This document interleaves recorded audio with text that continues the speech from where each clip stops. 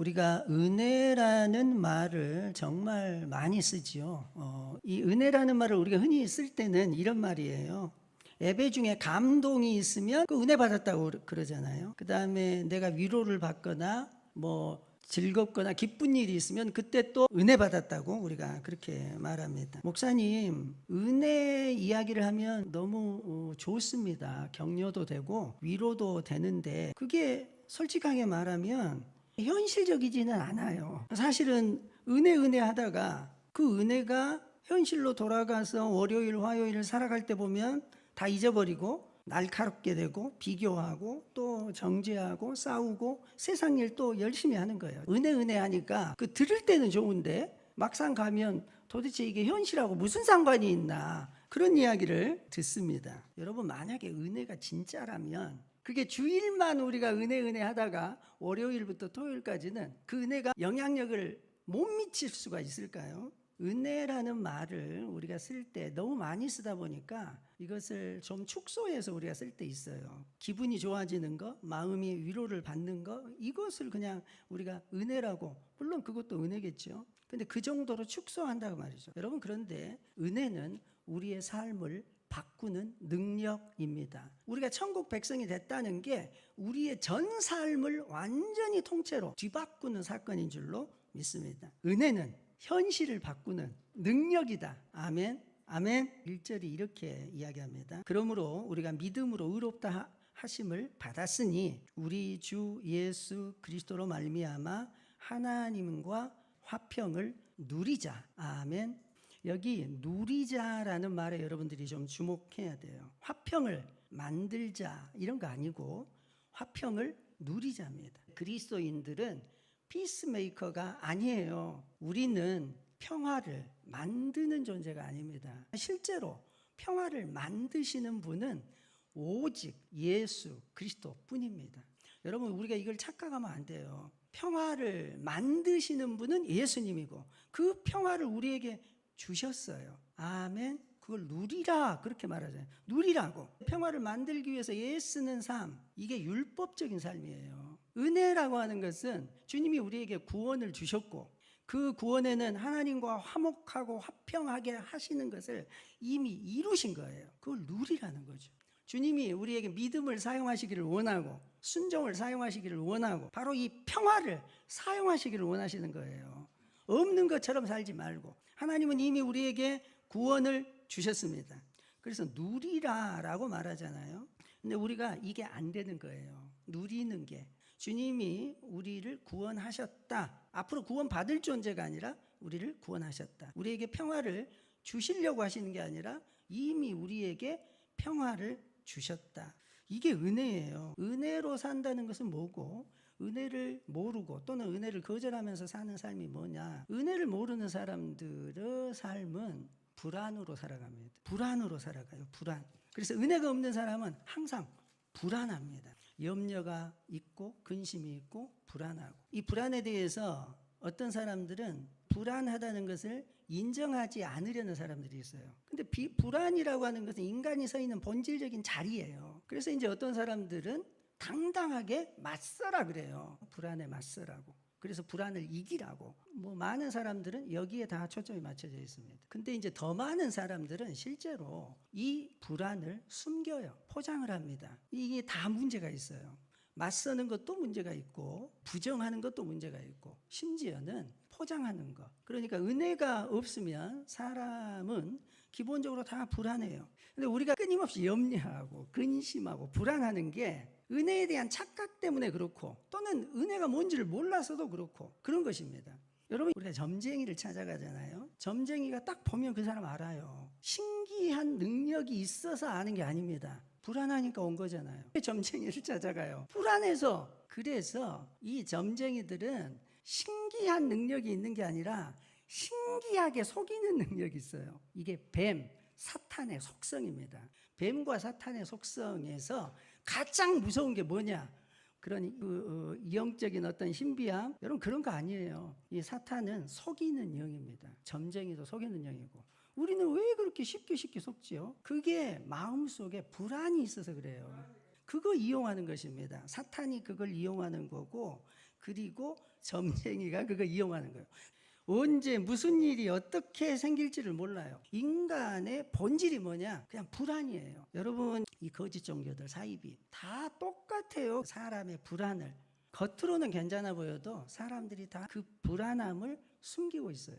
그런데 그 사람이 아무리 불안을 숨겨도 그 사람이 불안하구나라고 하는 것을 정확하게 알 수 있는 증거가 있습니다. 그게 뭐냐면 자기 증명이라고 하는 거예요.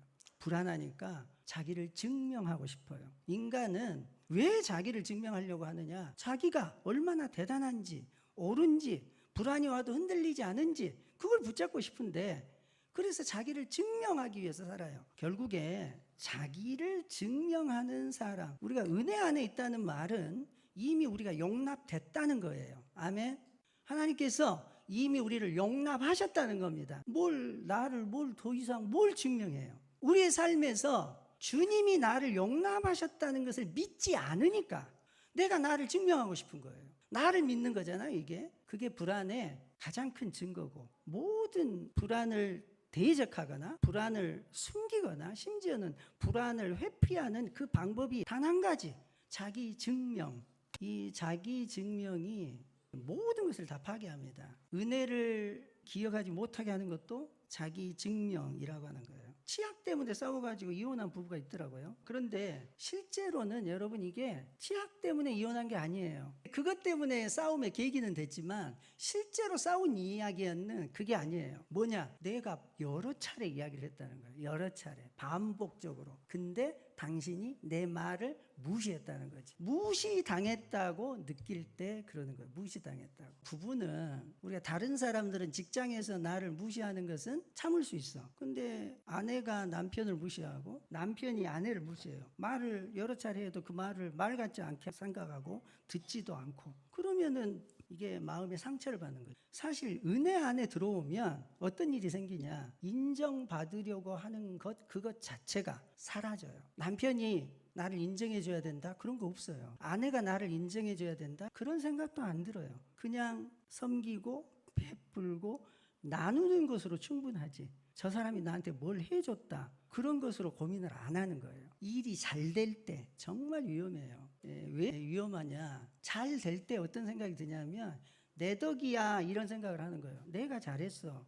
그 말 한마디 해주기를 원해요. 아내가 해주기를 원하고 인정해주기를 원하고. 근데 의외로 그렇게 인정을 안 하는 거예요. 싸움은 아주 단순합니다. 그냥 내가 인정받지 못할 때, 내가 거절당하고 있다고 생각될 때, 무시당하고 있다고 생각될 때, 직장에서도 마찬가지입니다. 거의 대부분의 직장의 문제는 뭐냐면 인간관계예요. 나를 무시하는 사람, 나를 무시하는 눈빛, 이런 게 힘든 거지. 일 자체는, 일만 한다면 좋아.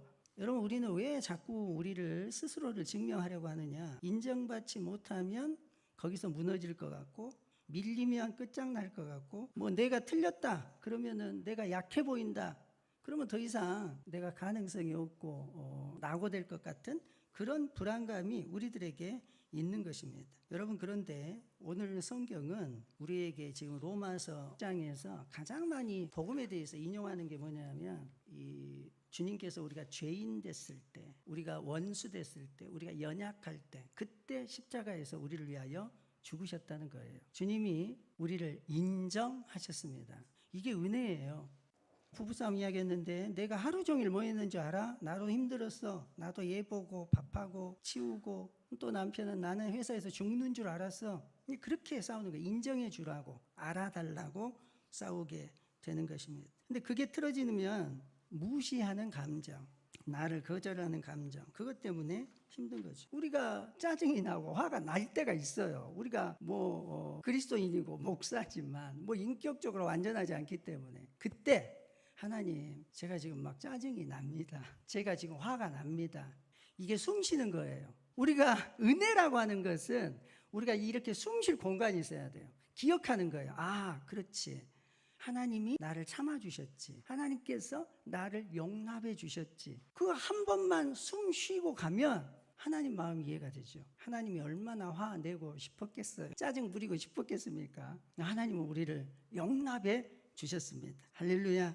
근데 우리가 짜증 부리거나 화를 낼 만한 이유가 있으니까 그런 거예요. 항상 내가 잘했어요, 내가 수고했어요, 내가 이 정도 짜증은 낼 만하지 않아, 내가 화낸다고 화도 못 내, 내가 할 만하다고 생각하니까, 내가 나름대로 그래도 최선을 다했다고 생각하니까 그러는 거죠. 자기를 증명하는 거예요, 이게.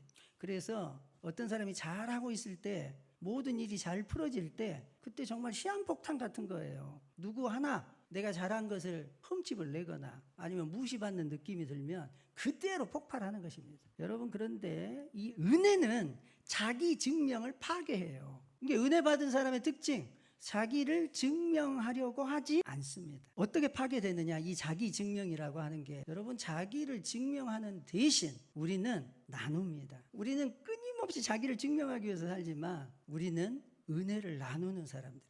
주님이 나에게 어떻게 하셨는지, 나에게 어떤 은혜를 베풀었는지, 그게 나눔이에요. 그게 사랑입니다. 내 사랑을 다른 사람한테 주는 게 아니라 주님이 주신 것을 다른 사람한테 나누어 주는 거예요. 이 삭개오라는 사람이 있습니다. 세리장이잖아요. 부족함이 없는 재물을 가지고 있었어요. 이 사람에게 부족함이 있었다고 하면 사람들에게 인정받지 못한 거예요. 무시당하는 삶.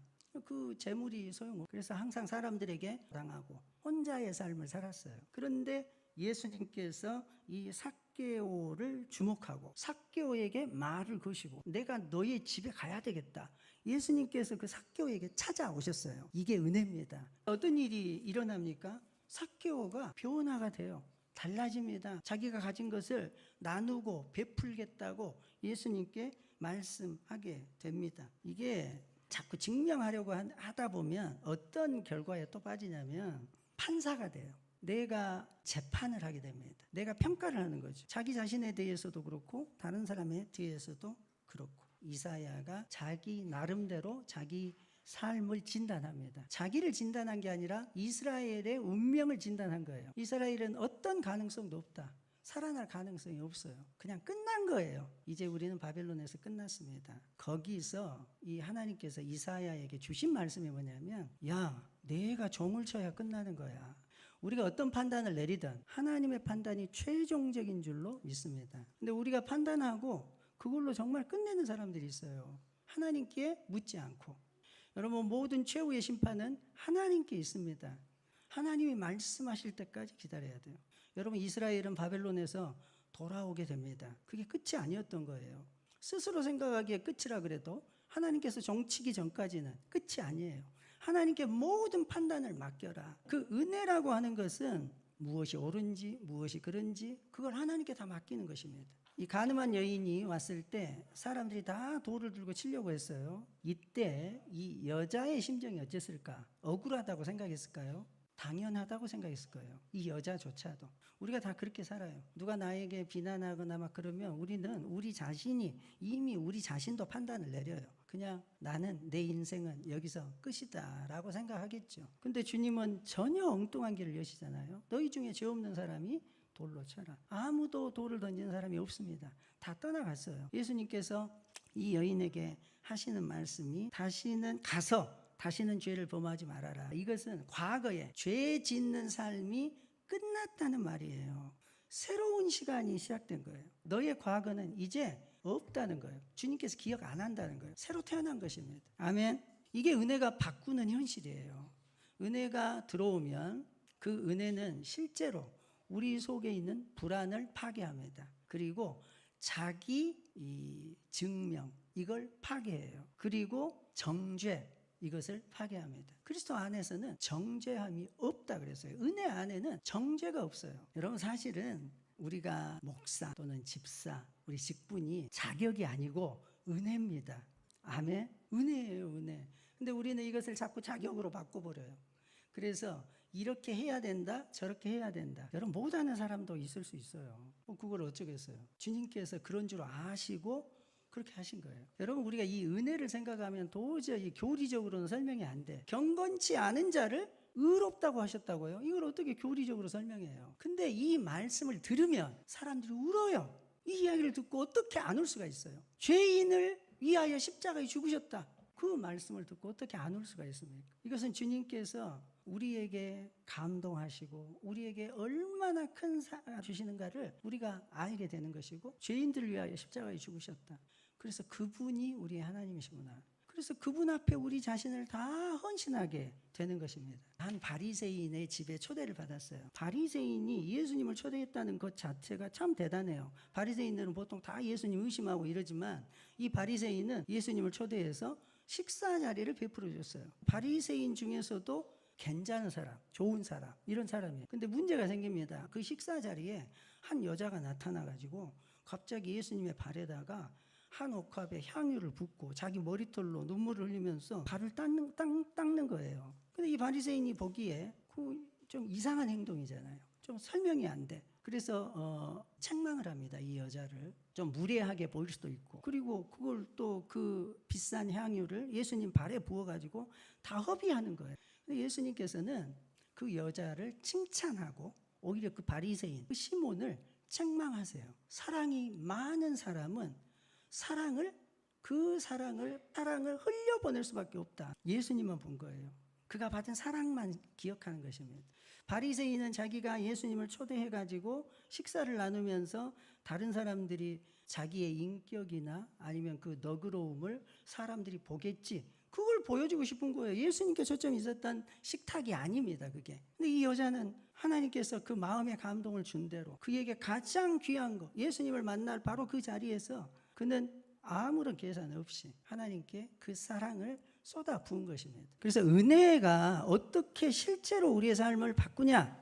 은혜를 받으면, 목사님 은혜 받았습니다, 제가 위로를 받았습니다, 그 정도에서 머무는 게 아니고 이 은혜가 우리의 근본적인 불안을 다 파괴해버려요. 불안을 떠나가게 합니다. 더 이상 나를 증명하려고 하는 모든 헛된 노력이 다 없어지는 거죠. 그래서 더 이상 자기를 증명하는 사람이 없어요. 그럼 어떻게 살아가요? 우리는 지금까지 자기를 증명하려고 내가 얼마나 선한지, 내가 얼마나 흔들리지 않는 사람인지, 내가 얼마나 믿음이 좋은 사람인지, 내가 얼마나 기도 많이 하는 사람인지, 내가 얼마나 경건한지. 그래서 우리가 얼마나 경건한지 자기를 증명하는 걸 포기하고 나를 통해서 그리스도만 드러나는 삶을 사는 거예요. 그 사람은 마치 오늘 성경에도 이야기했지만 성령의 지배를 받는 사람이거든요.